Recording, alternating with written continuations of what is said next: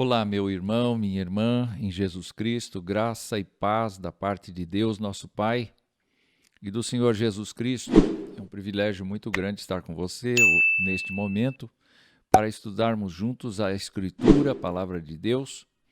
E nós estamos vendo uma série de estudos denominada Tudo nas Mãos de Deus, a fé como estilo de vida.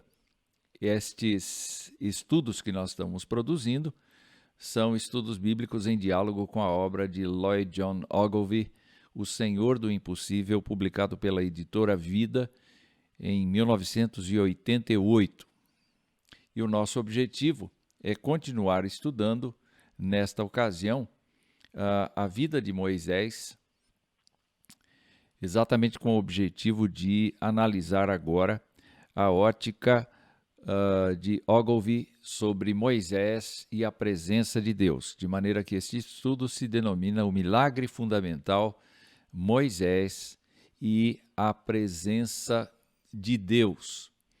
Nós, naturalmente, vamos nos apoiar nas Escrituras, notadamente nos capítulos 32 e 33 de Êxodo, ocasião em que Moisés se depara com situações que demonstram claramente que a busca do conhecimento de Deus para Moisés se torna a coisa mais fundamental, a coisa mais importante para a sua existência.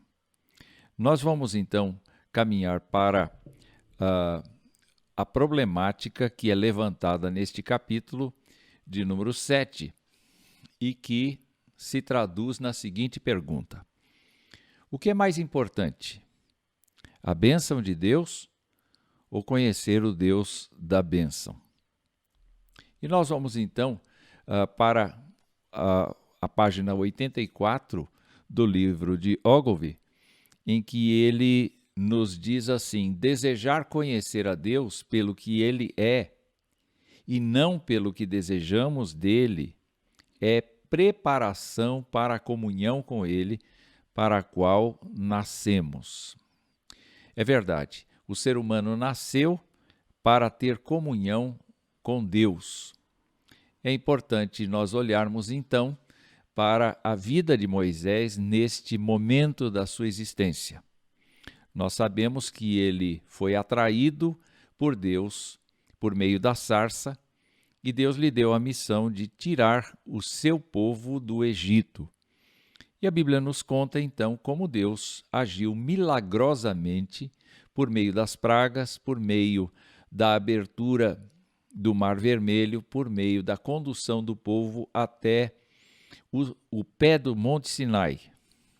E nós estamos aqui no pé do Monte Sinai, enquanto Moisés comparece perante a presença de Deus, exatamente para receber as leis de Deus, não só acerca do decálogo, mas muito mais coisas acontecem neste encontro de Moisés com Deus. É vital para nós descobrirmos, então, a importância do conhecimento de Deus que, obviamente, Moisés aspira.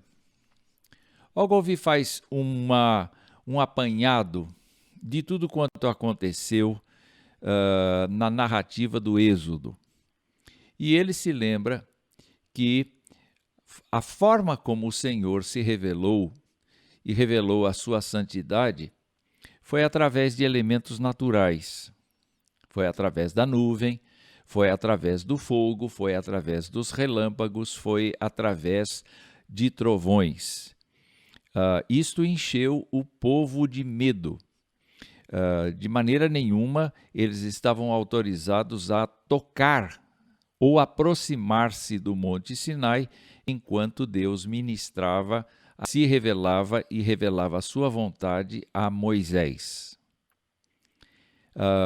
O que vemos lá no Monte Sinai é justamente a doação da justiça de Deus, quando concede ao povo os seus 10 mandamentos, como base de um relacionamento correto com Ele e entre eles. Quando olhamos para o Decálogo, nós verificamos que os 4 primeiros mandamentos se referem ao relacionamento com Deus, o que Deus deseja, o que Deus quer que as pessoas façam.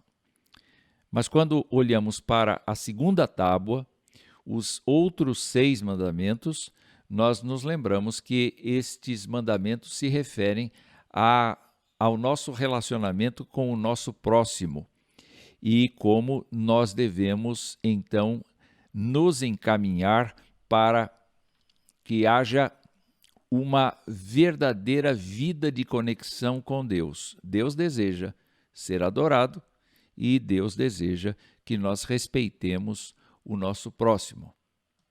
Mas Ogilvy ainda relaciona a compaixão de Deus pela nação que está surgindo.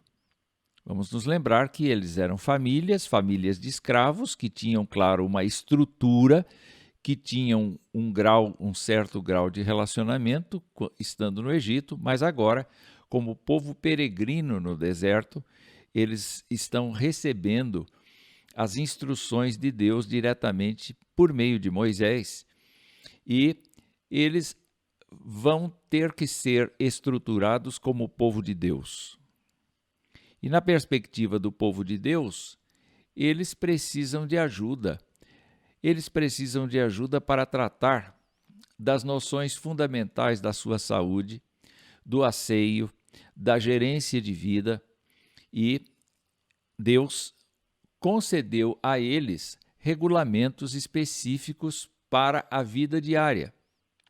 É muito importante nós nos lembrarmos que Deus instituiu uma teocracia, onde ele é o governante e Moisés, o seu representante, Arão, o seu sacerdote, mas, de modo geral, o povo tem que se reportar à palavra de Deus para viver. Não é diferente do Novo Testamento, não é diferente da nossa vida hoje. Para que nós possamos viver de acordo com a vontade de Deus, nós precisamos conhecer sua palavra, e o apóstolo Paulo diz que ela é inspirada por Deus e útil para ensino, para repreensão, para correção, para instrução na justiça, a fim de que nós sejamos habilitados perfeitamente para toda boa obra. Assim era o espírito da lei concedido ao povo de Israel. Mas nós vemos aí uma quarta condição, é que em encontros repetidos com Moisés, o Senhor deu ao povo festas nas quais pudessem expressar sua gratidão a ele como fonte de prosperidade na terra prometida. A promessa divina está relacionada à manutenção da terra pelo próprio Deus. Não há água em abundância em Israel, de maneira que Deus supriria a água vinda dos céus. Não há fertilidade natural em boa parte do território, mas Deus faria os campos férteis, Deus daria sementeira, Deus daria colheita, Deus daria todas as condições para que o povo vivesse dentro do território de Israel em paz, colocando medo nos inimigos e, ao mesmo tempo, suprindo as necessidades físicas e espirituais do povo durante o tempo todo. O que era necessário para o povo? Era necessário que o povo obedecesse e cresce na palavra de Deus. O que não muda também. Hoje, nós precisamos crer na palavra de Deus, confiar nas promessas que Deus nos fez por meio de Jesus Cristo e precisamos, sim, constantemente conferir nossa obediência para saber se nós estamos andando de acordo com a palavra do Senhor.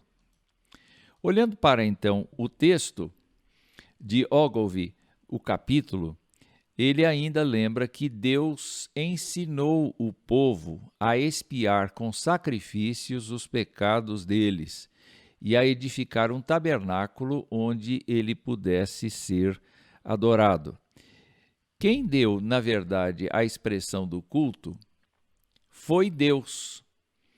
É muito interessante quando nós vamos servir alguém, que a gente conheça a pessoa a quem a gente serve exatamente para poder abençoá-la, para poder agradá-la, para poder edificá-la.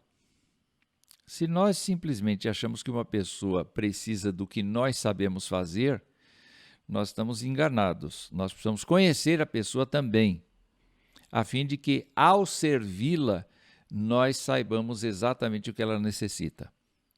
No caso de Deus, Deus não necessita de nós, não necessita da nossa ajuda, não necessita da nossa defesa, porque Deus é tudo, tem tudo e para Ele são todas as coisas.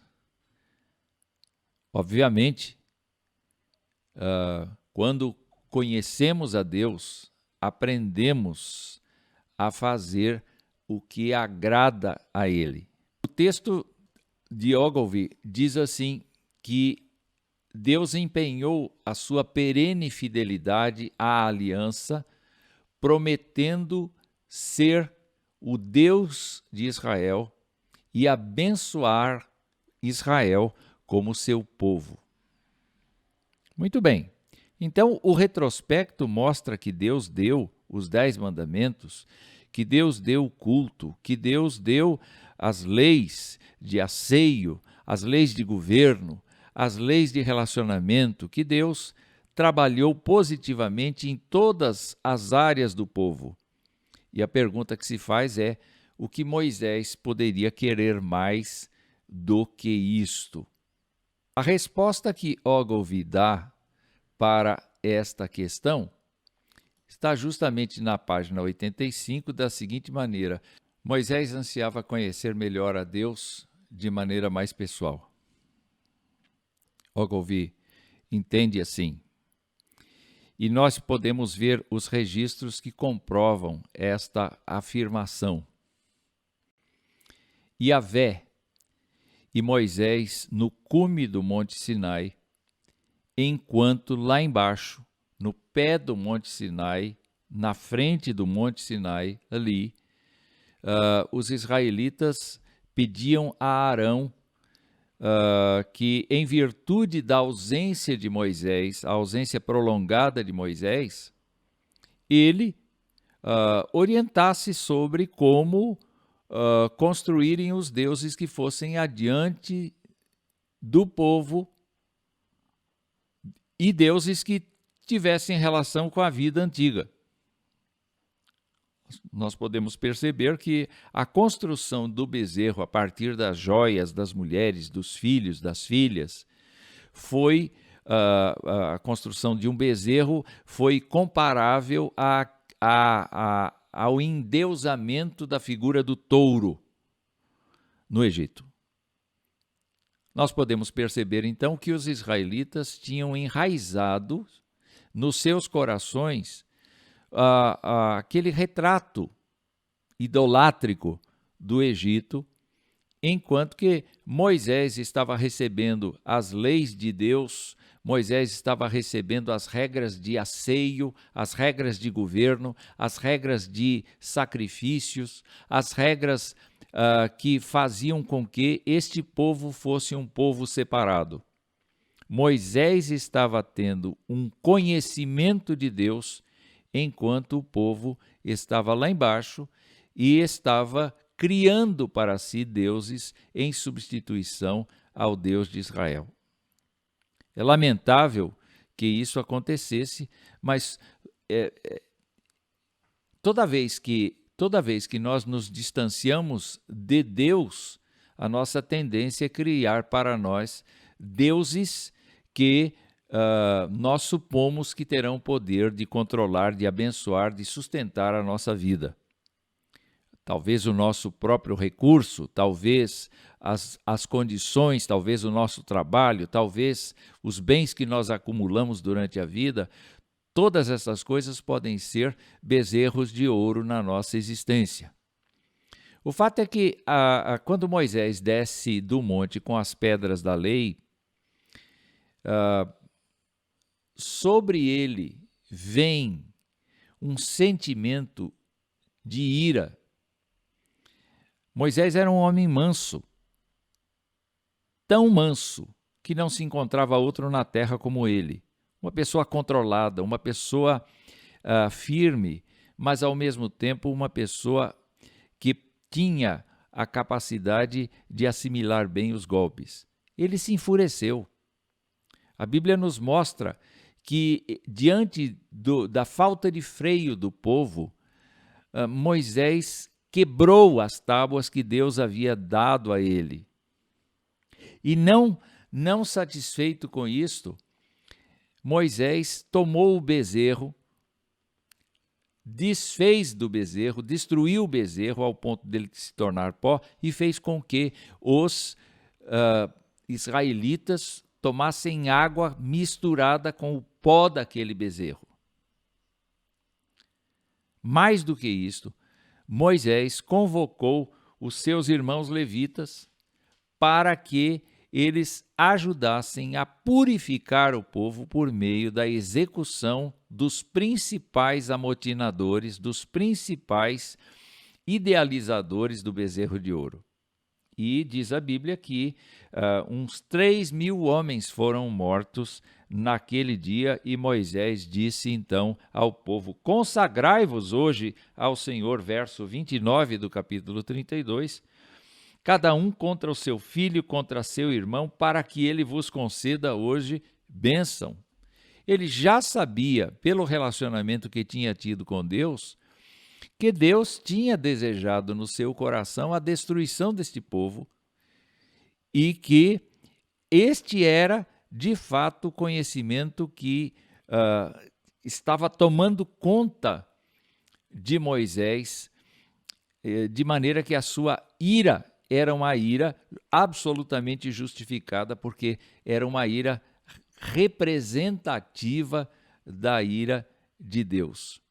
Então nós percebemos, a partir do capítulo 33, que Deus não se dispõe mais a ir adiante do povo como antes tinha dito, mas o anjo dele vai à frente do povo. Nesse caso, então, as mesmas bênçãos serão mantidas: a coluna de nuvem, a coluna de fogo, o maná, as roupas não vão envelhecer, mas Deus não estará com eles.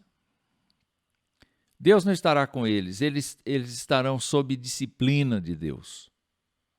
E, novamente, nós encontramos, então, um diálogo crescente de Moisés com Deus, no sentido de dizer assim: olha, se o Senhor não for conosco, não vale a pena nós sairmos daqui. Porque, a despeito de ser o anjo do Senhor, a despeito do Senhor dizer para nós que o Senhor nos ama, que o Senhor nos escolheu como povo, que o Senhor nos separou de todos, que o Senhor nos fez povo teu.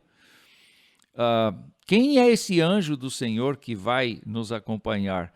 Não seria muito melhor o Senhor nos acompanhar? Essa é a dúvida de Moisés, essa é a luta de Moisés.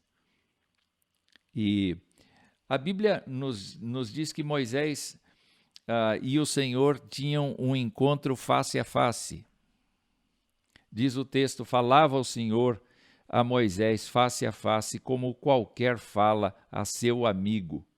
Então voltava Moisés para o arraial, porém o moço Josué, seu servidor, filho de Num, não se apartava da tenda. Moisés tinha uma tenda onde ele tinha uma comunicação com Deus quando não estava no Monte Sinai. Mas ele não queria se apartar do Monte Sinai porque ele imaginava que Deus só residia ali.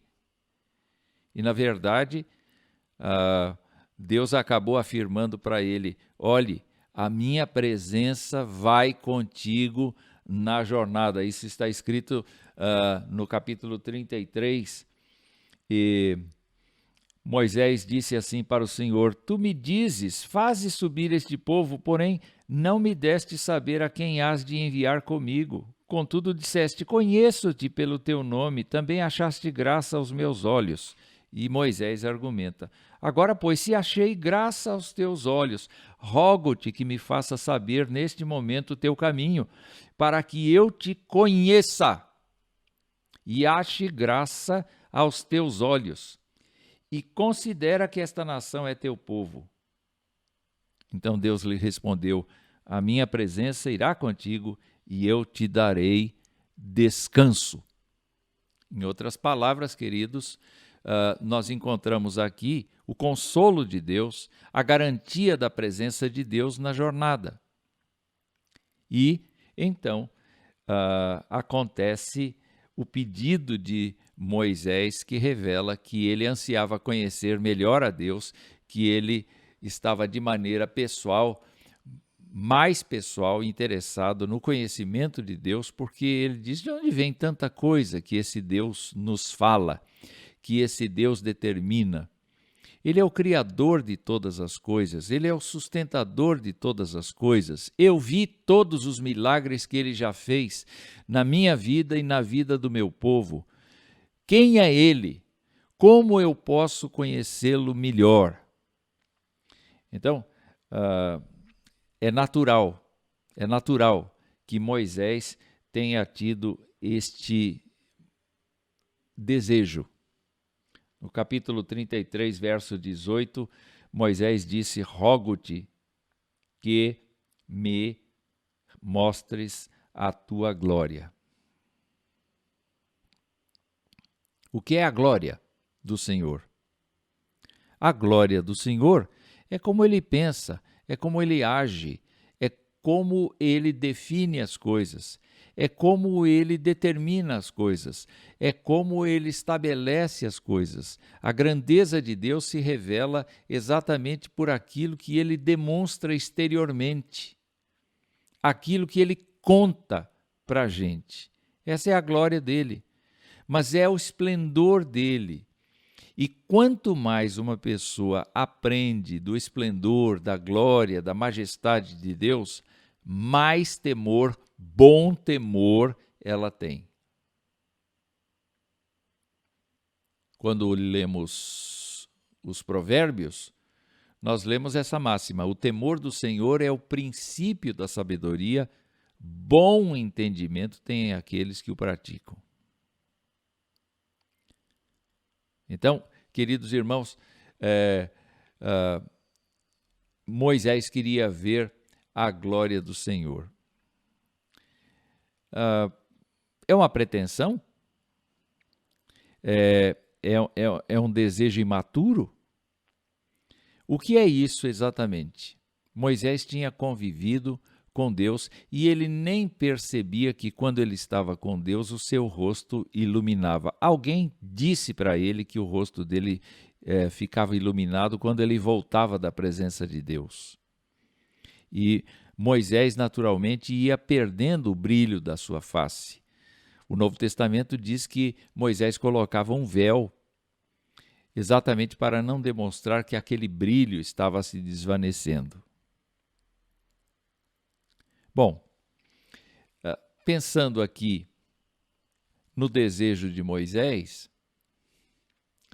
nós deveríamos ser pessoas que, em vez de procurar a bênção de Deus, deveríamos procurar o Deus da bênção. Para conhecer, para conviver, para ter prazer nele, para experimentar a sua santidade, para experimentar a sua forma de pensar. Afinal de contas, quando olhamos para o Novo Testamento e vemos Jesus Cristo encarnado, nós encontramos situações em que um dos discípulos diz: Senhor, nós gostaríamos de ver o Pai. E Jesus responde: mas quem vê a mim, vê o Pai. Então, a glória de Deus desceu à terra. A glória de Deus esteve entre nós. E quando pensamos em conhecer a Deus, na verdade, estamos certos de que a única forma de conhecer a Deus é conhecer a pessoa de Jesus Cristo. É claro que nós temos uma definição do Catecismo Maior de Westminster que pode ser trazida aqui para você agora.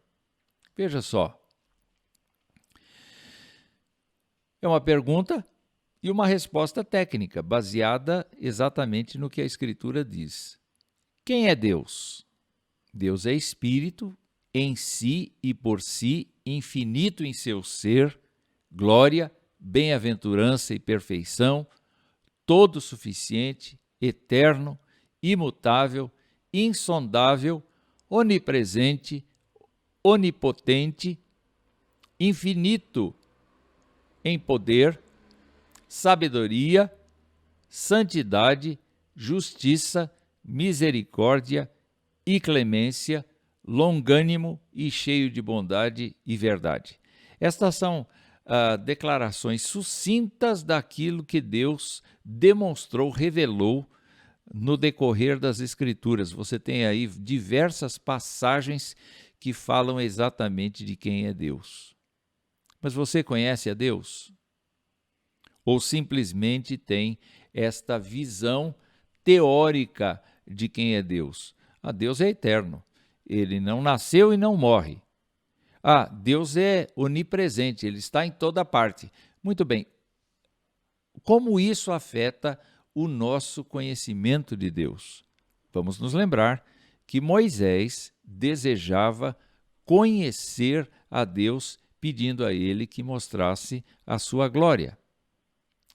Mas nós temos exemplo no Novo Testamento de que um crente em Jesus Cristo precisa querer conhecer o Deus da bênção antes de requerer a bênção de Deus.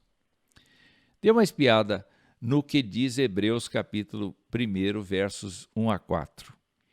Havendo Deus outrora falado muitas vezes e de muitas maneiras aos pais pelos profetas, nestes últimos dias nos falou pelo Filho, a quem constituiu herdeiro de todas as coisas, pelo qual também fez o universo. Observe agora que o autor aos Hebreus, da carta aos Hebreus, nos mostra que Jesus Cristo é sim o resplendor da glória e a expressão exata do ser de Deus, sustentando todas as coisas pela palavra do seu poder. Depois de ter feito a purificação dos pecados, assentou-se à direita da majestade nas alturas, tendo se tornado tão superior aos anjos quanto herdou mais excelente nome do que eles. É importante, então, observar por esse texto aqui que se nós queremos conhecer a Deus, queremos que Deus nos mostre a sua glória,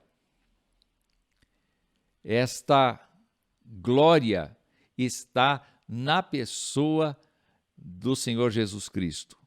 E conhecer a Jesus Cristo não significa meramente ter um conhecimento intelectual dos seus ensinamentos, da sua obra vicária, do seu sacrifício execrável na cruz, da sua ressurreição e da sua assunção. Significa desenvolver com ele uma comunhão absolutamente intensa, de melhor amigo. Então, assim como Moisés muitas vezes falava com Deus algo que nós achamos presunção, ou imaturidade, ou inexperiência, nós temos que fazer a mesma coisa, nós temos que nos aproximar, mesmo que sejamos inexperientes, imaturos, mesmo que não sejamos convencionais, e abrir o nosso coração com Jesus Cristo no sentido de conhecê-lo. Quer ver um exemplo concreto disso? Nós encontramos em Paulo. essa forma de agir. Observe o texto. Deveras considero tudo como perda por causa da sublimidade do conhecimento de Cristo Jesus, meu Senhor.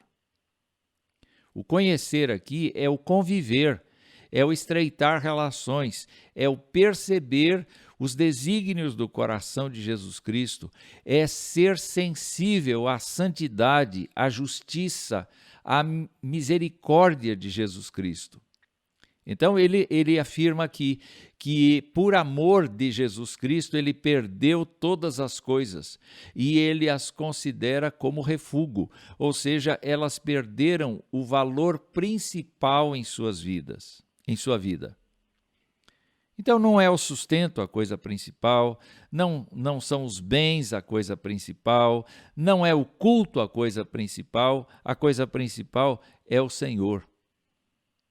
Ele quer conhecer o Senhor, porque ele considerou todas estas coisas secundárias para ganhar a Cristo e ser achado nele, sem justiça própria, que procede de lei, mas a justiça que é mediante a fé em Cristo, a justiça que procede de Deus, baseada na fé. Com que objetivo? Para o conhecer, para conhecer o poder da sua ressurreição, para comungar com ele dos seus sofrimentos, para conformar-se com ele na morte, de modo que ele alcançasse a ressurreição dos mortos. A mesma sede que está em Paulo estava em Moisés. O conhecimento de Deus implicou na ira de Moisés contra o povo, na forma como Moisés disciplina o povo. Tudo isso estava no coração de Deus e veio ao coração de Moisés exatamente por conta dessa empatia entre o coração de Deus e o coração de Moisés. Aqui nós vemos o coração de Paulo totalmente empático com a pessoa de Jesus Cristo. Em outro texto, Paulo diz assim: Deus que disse das trevas haja luz, resplandecerá a luz, ele mesmo resplandeceu em nosso coração, para a iluminação do conhecimento da glória de Deus na face de Cristo. Ou seja, Deus disse haja luz lá no princípio e houve luz. E Paulo está usando esta figura para dizer, pois é, Deus disse haja luz no meu coração, para que eu conheça a glória de Deus por meio da face de Jesus Cristo. E Paulo reconhece, temos, porém, este tesouro em vasos de barro para que a excelência do poder seja de Deus e não de nós.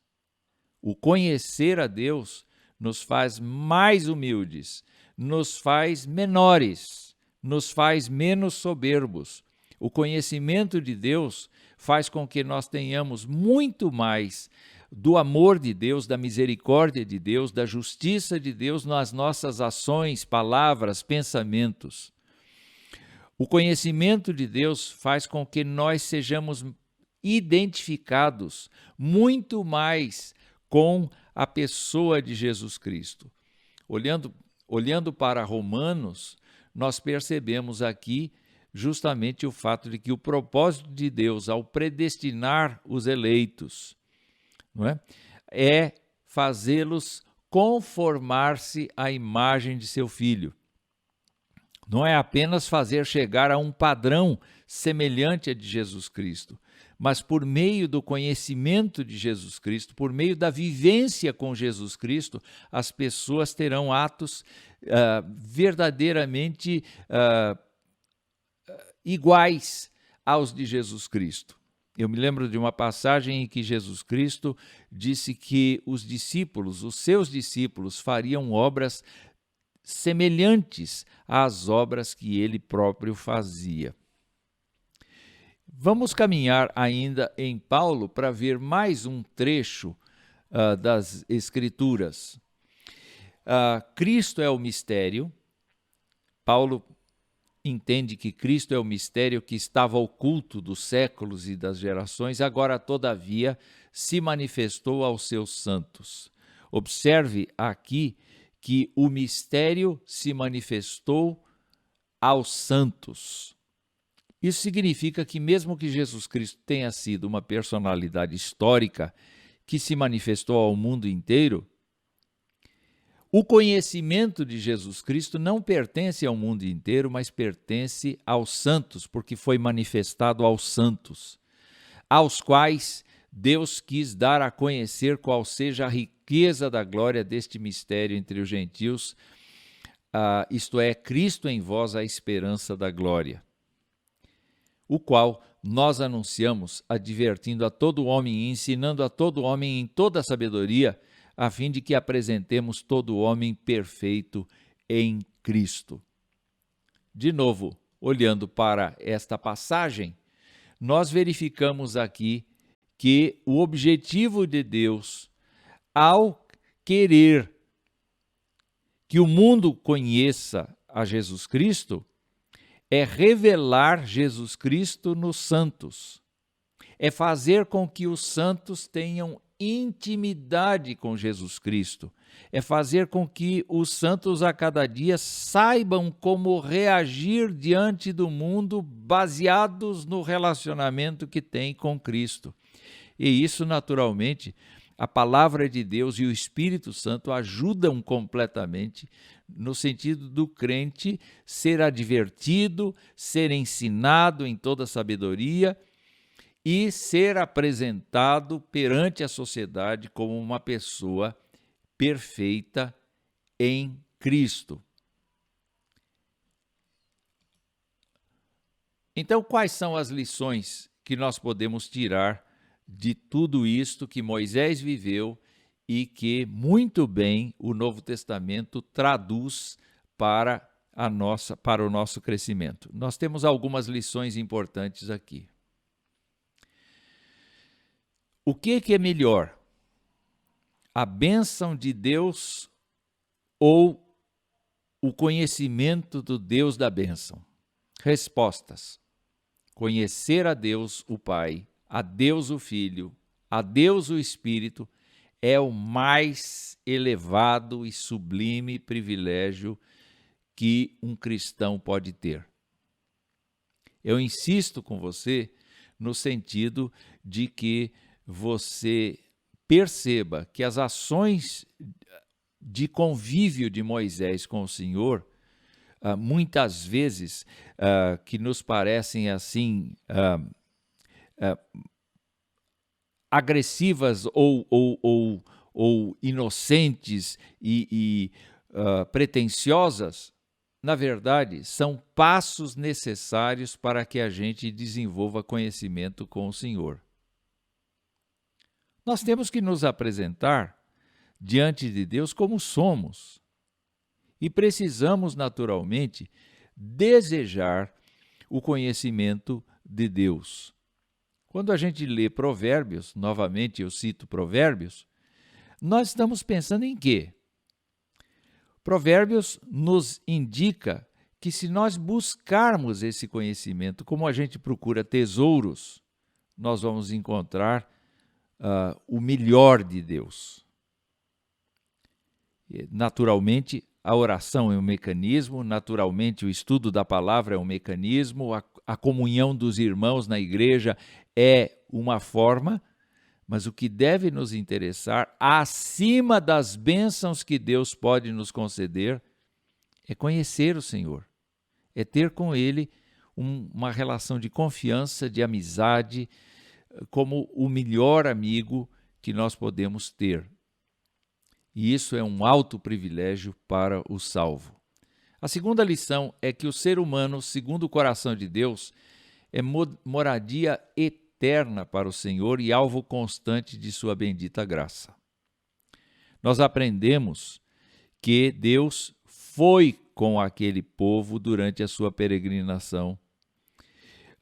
Deus teve misericórdia de Moisés e o conduziu e o levou até o Monte Nebo quando mostrou a terra prometida, mas não lhe permitiu entrar porque Moisés havia desobedecido a Deus na caminhada.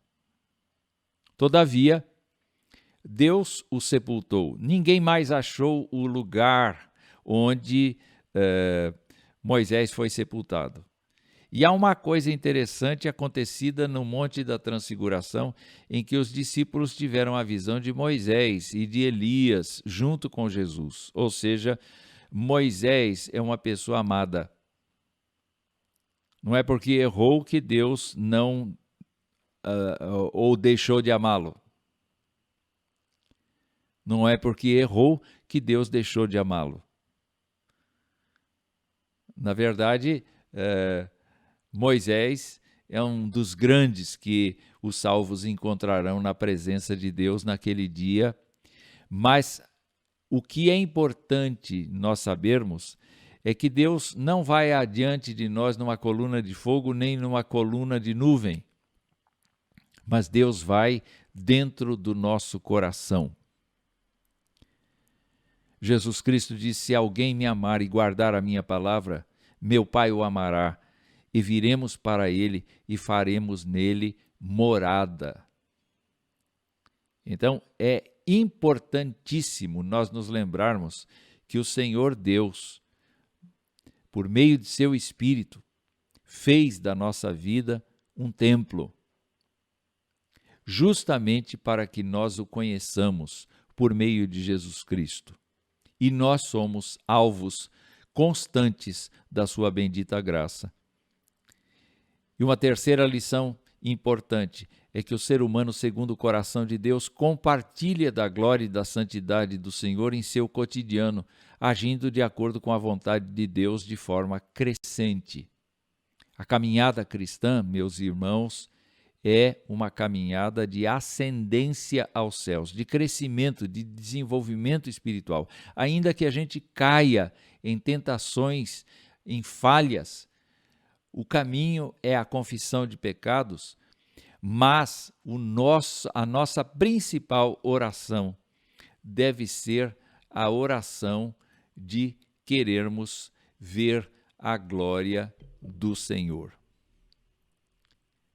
Então eu espero em Deus que nós possamos efetivamente entender que o Deus do impossível é um Deus que quer ser conhecido por nós, se revela a nós por Jesus Cristo, e é nosso compromisso buscar conhecê-lo, crescendo na comunhão, e o resto é o resto. A bênção de Deus vem como consequência desse relacionamento. Vamos orar. Pai querido, nosso Deus, nós te agradecemos pela oportunidade que estamos tendo de refletir sobre a palavra de Deus, sobre este capítulo de livro, e nós pedimos que na tua bondade e misericórdia o Senhor nos auxilie a te conhecer, a te amar cada vez mais, a te buscar, não por causa das bênçãos que necessitamos, mas ter um outro olhar, o olhar de querer saber como o Senhor pensa, como o Senhor age, como o Senhor é fiel a tudo quanto propõe fazer. Nós suplicamos que na tua bondade o Senhor nos alimente com esta palavra, e nós pedimos que o Senhor continue abençoando a nossa casa, sustentando os nossos, consolando os aflitos e dando instrução aos que querem sabedoria. Nós oramos agradecidos em nome de Jesus. Amém. Que o Senhor te abençoe e te guarde.